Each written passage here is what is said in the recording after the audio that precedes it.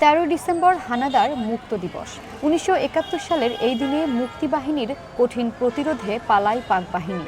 একই দিনে নীলফামারী, বগুড়ার কাহালু উপজেলা, টাঙ্গাইলের মির্জাপুরও হানাদার মুক্ত হয়।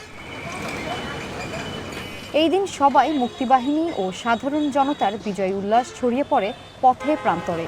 মুক্ত আকাশে ওড়ে লাল সবুজের পতাকা।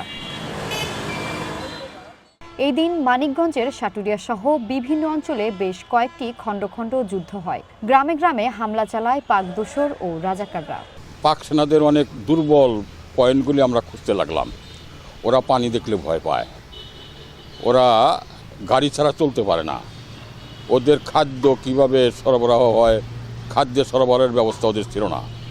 এই সমস্ত দিক আমরা চিন্তা করে ওদের কমিউনিকেশন, ওয়্যারলেস কমিউনিকেশন গ্যাপটা আমরা এগুলো ধ্বংস করে দেওয়া শুরু করলাম। আর কোনো ওরা রাস্তা না পাইয়া কারোর সাথে ওরা যোগাযোগ করতে পারতেছে না, ওরা খাবার পাইতেছে না। 13 তারিখই আমাদের এই মানিকগঞ্জটা হানাদার মুক্ত হয়, পাক সেনারা চলে যায় হানাদার মুক্ত।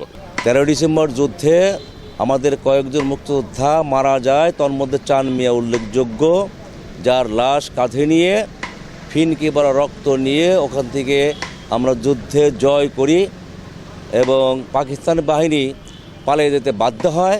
মুক্তিযুদ্ধ নাম খুব দেশের যে আমরা বদ্ধভূমি ওরকম অবস্থা রয়েছে, কোনো রং চং নাই, কোনো কিছু বোঝাই যায় না যে এটা বদ্ধভূমি।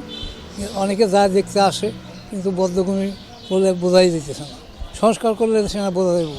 1971 সালের এই দিনে নীলফামারী সদর উপজেলাকে পাক হানাদার মুক্ত করে বীর মুক্তিযোদ্ধারা। এই দিন দেশ মাতৃকার টানে ছাত্র জনতা ঝাঁপিয়ে পড়ে মুক্তির সংগ্রামে। এই দিন 6 নম্বর সেক্টরে মুক্তিযোদ্ধারা হানাদার বাহিনীর কবল থেকে নীলফামারীকে মুক্ত করেন।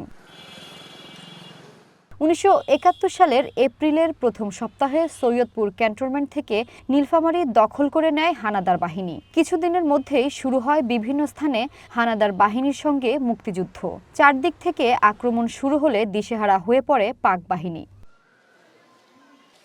নীলফামারী জেলা শহরকে মুক্ত করতে চারদিক দিয়ে আক্রমণ শুরু হয়।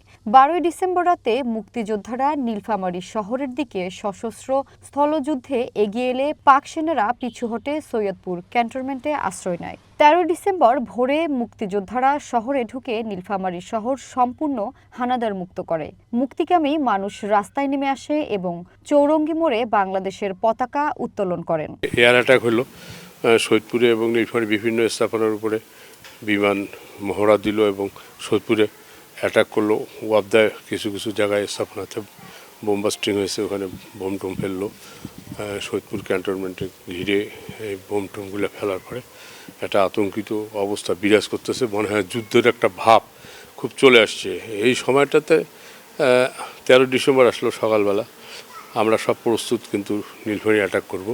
হঠাৎ করে আমাদের মাঝে একজন সংবাদ দিলেন যে রাত 12টার দিকে এখান থেকে পাকিস্তান সেনাবাহিনী সবাই টবিল টাপলা গোটায় ওরা চলে গেছে। 13 ডিসেম্বর পাক বাহিনীর আত্মসমর্পণের মধ্য দিয়ে বিজয়ের 3 দিন আগেই স্বাধীনতার স্বাদ পান এইসব জেলার মানুষ। ভৌমি সারথী, ওয়ান ন্যাশনাল ডেস্ক।